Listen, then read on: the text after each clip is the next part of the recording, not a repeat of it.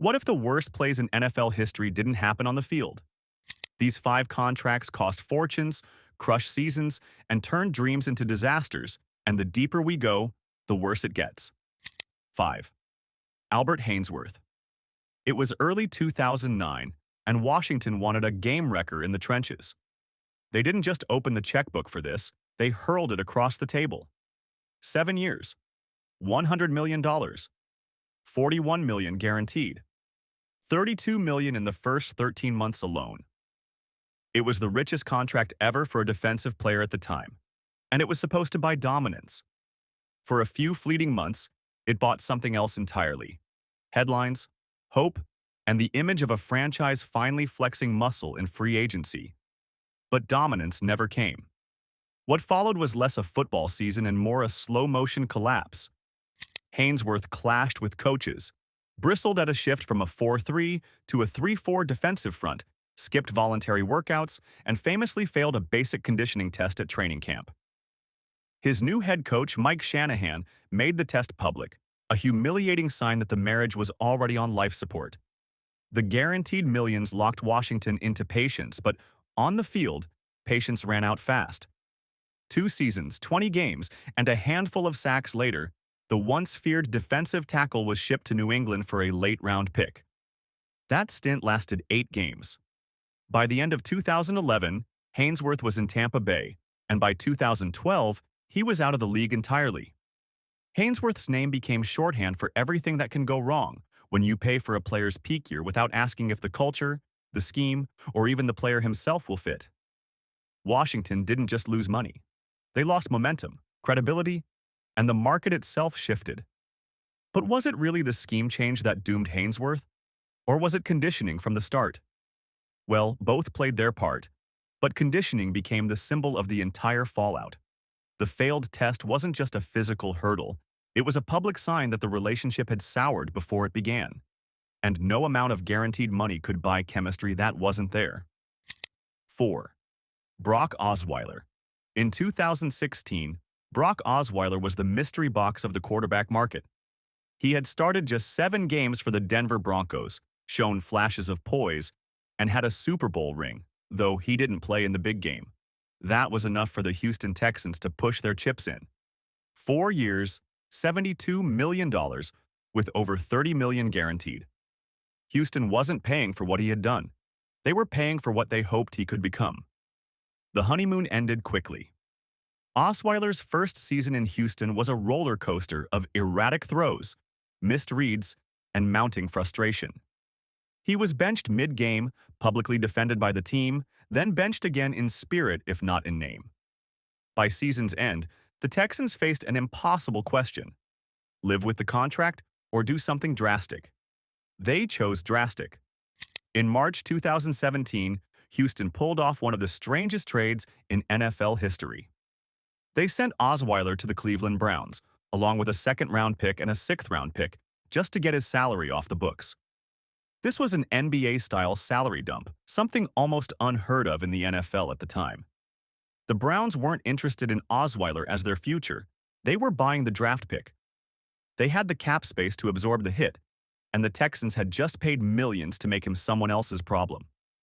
In the end, Osweiler played 1 season back in Denver before fading into backup roles and then out of the league. The move became a turning point in how teams thought about contracts. Houston's willingness to attach a valuable draft pick to escape a bad deal showed just how toxic quarterback money can become if you get the evaluation wrong. And Cleveland proved that cap space, used creatively, can be just as valuable as talent itself. But why would a team give away a second-round pick to get rid of a quarterback they just paid? This is because in the NFL, flexibility can be worth more than pride. Houston knew they couldn't win with Osweiler, so they paid the toll to get their cap room back. Cleveland took advantage, flipping cash into future potential, and in the process, changed how the league thinks about fixing mistakes. 3. Sam Bradford.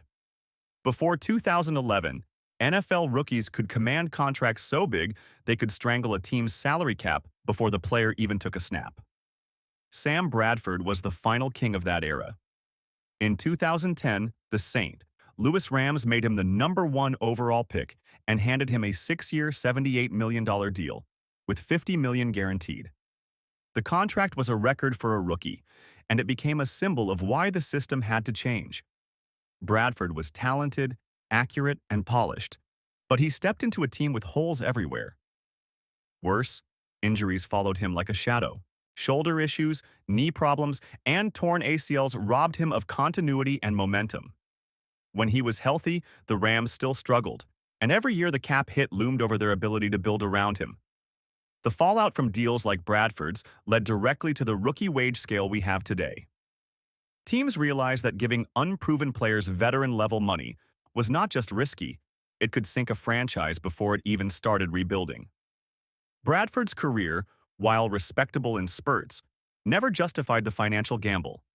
Yet his legacy is unique. He helped change the system. Today, top picks still get paid well, but their contracts are manageable, giving teams a window to build a contender without being crippled by one player's salary. 2. Jamarcus Russell. In 2007, the Oakland Raiders made Russell the #1 overall pick and handed him a 6-year deal worth up to $68 million, with $31.5 million guaranteed.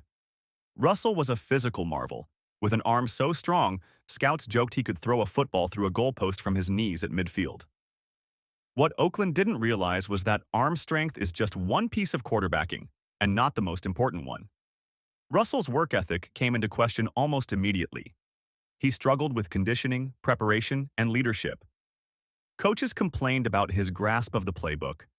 His infamous film study habits, allegedly once being given blank tapes to see if he would notice, became part of NFL lore.